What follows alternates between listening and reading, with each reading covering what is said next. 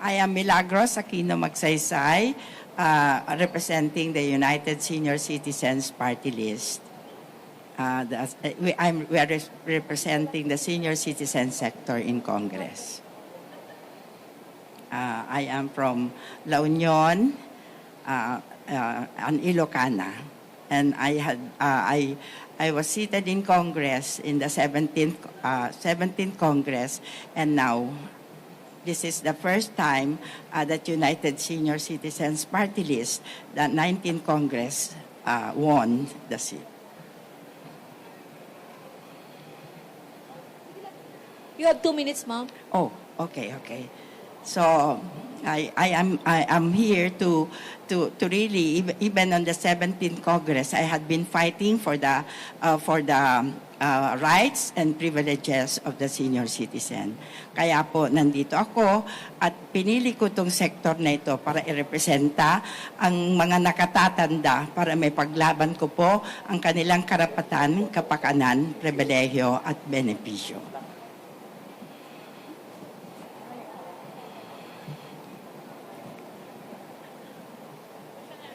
Ako po ay nakipaglaban para po, ang tagal-tagal na pong ipinaglalaban itong Universal Social Pension, pero ngayon po ay naipaglaban ko sa tulong po ng ating mahal na Speaker Martin Romualdez na ipaglaban ko po itong Universal Social Pension sa Kongreso at aprobado na sa Kongreso at ngayon nasa Senado na. And hopefully, maaprubahan agad sa Senado para mapirmahan na po ng ating mahal na Pangulo Bongbong Marcos para napakagandang regalo niya sa mga nakatatanda. Okay, thank you po, Ma'am Magsaysay. Ma'am, you have now 8 minutes to answer questions from the media. Okay, any question po? Go ahead. Nico? Nico ba yan? Robert? Okay, go ahead, Robert. Hi ma'am, magandang umaga. Robert Mano from Teleradio. Ma'am, sa second term ninyo, how do you intend to advance po yung protection ng mga senior citizen? Kasi ngayon po sa simpleng discount lang sa parking, nagkakaproblema sila.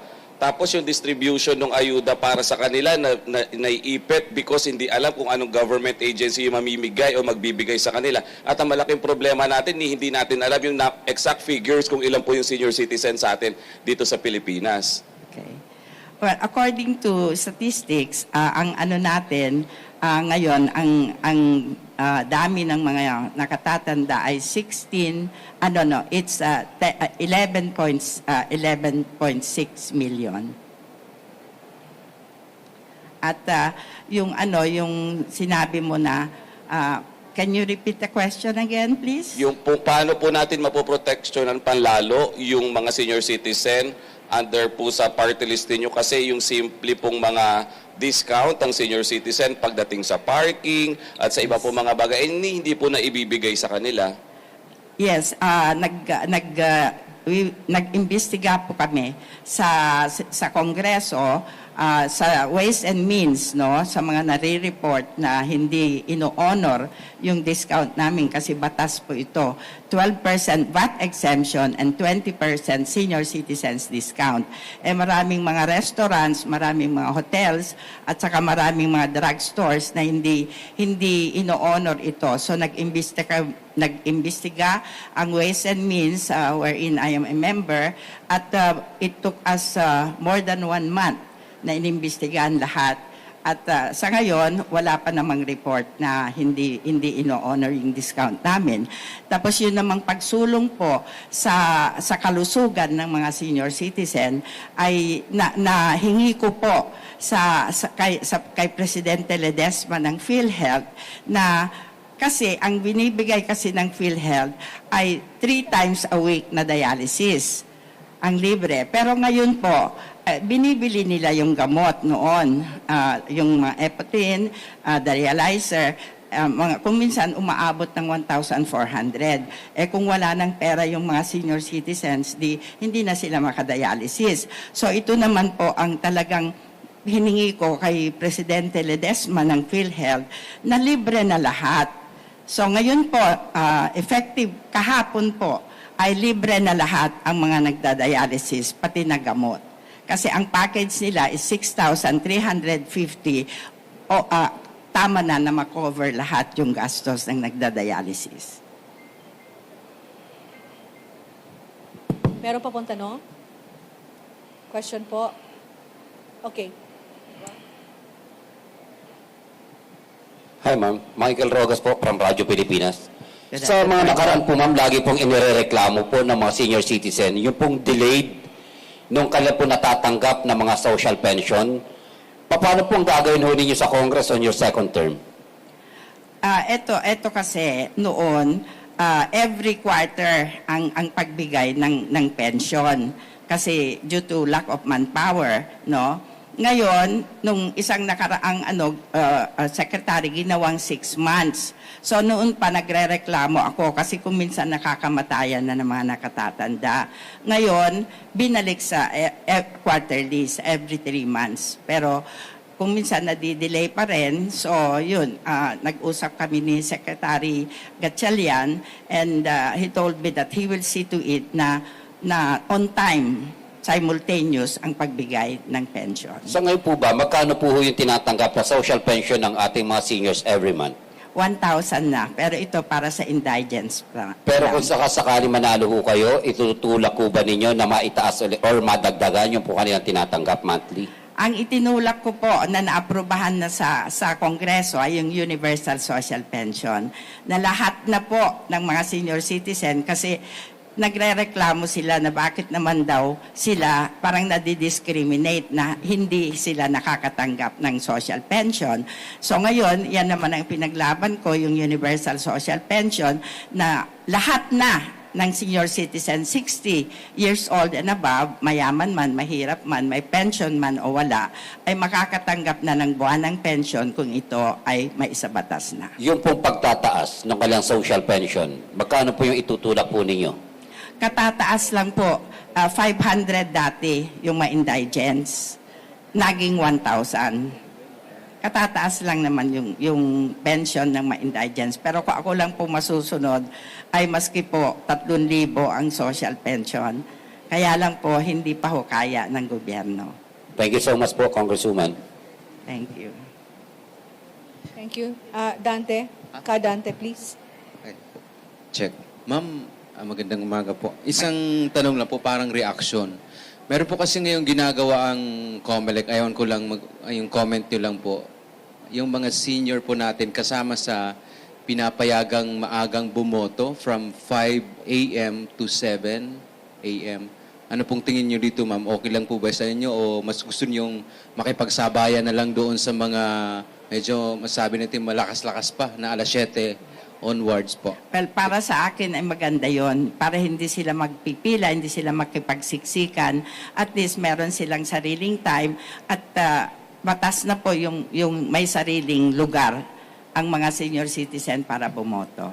Kasi mahirap yung mga senior citizen kung minsan yung mga eskwelahan nasa taas, may mga hagdan, nasa taas yung pagbotohan, mahihirapan talaga sila. So dapat lang may sarili silang lugar na hindi na sila kailangang umakyat. Thank you. Ma'am, good morning. Good morning. Opo, Sherry Ann Torres po sa ABS-CBN. Kung ang dami po ngayong senior citizen na aabuso, ang daming senior citizen ngayon nasa kalsada, walang mga matirahan, pinapaalis sa mga kamag-anak. Ano po yung pinaplano po ninyo na gawin na panukalang batas para sa kanila, lalo na po yung mga nangaabuso po ng mga nakatatanda? Nag-file ako ng Senior Citizens Anti-Abuse Act at 11 abuses ang inilagay ko doon. Hindi lang physical, emotional, mental, financial, sexual. Nag-file din ako ng institutional. Kasi madalas po, pag nagpupunta yung mga senior citizen sa ahensya ng gobyerno o kaya sa mga pribadong establishment, ay pinag-aantay po sila kung minsan nasisigawan sila, kung minsan pinapaalis sila. So, isinusulong ko ngayon ang itong Anti-Abuse Act para sa mga senior citizens. Ma'am, ano po yung parusa doon sa mga offender? Makukulong sila. Gaano po katagal, ma'am? I think 5 years. Okay. Thank you, ma'am. Thank you. Ma'am, clarify. Hello ma'am. Good morning. Nandito po ako sa Ma'am, kanan. ma'am, to your right. Ma'am, dun po. Ay, ma'am, tanong ko lang kung tama po ba second term yun na po? Yes po. Okay po. Thank you. Second term kapag nanalo po kayo. Tama po ba? No, nung 17th Congress, sa ibang party list ako tumakbo.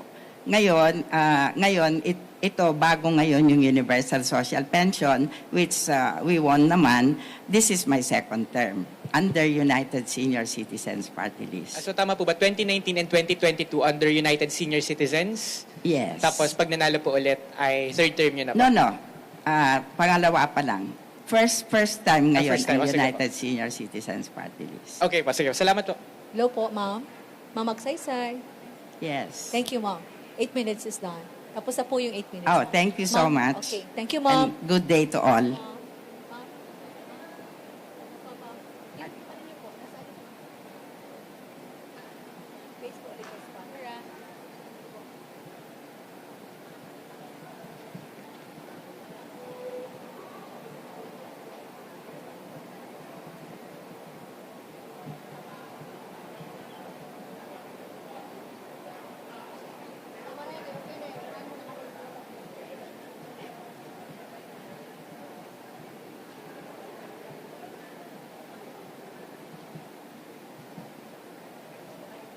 Okay, thank you, ma'am.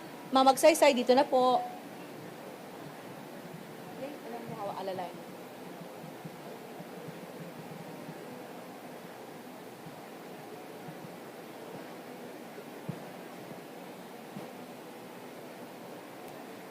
Madam.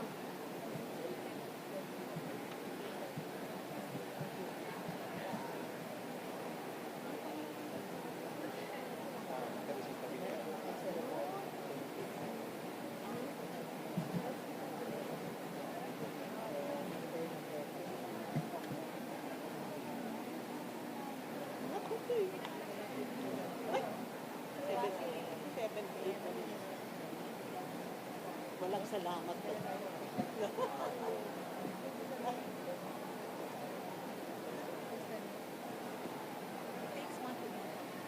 Ayan. Alam ko kung sila po sila.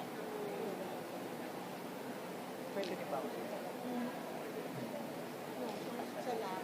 Dapat ang sulat ni Ma'am na patay kita. Teka, gusto ko, bawal mag-go. Pwede.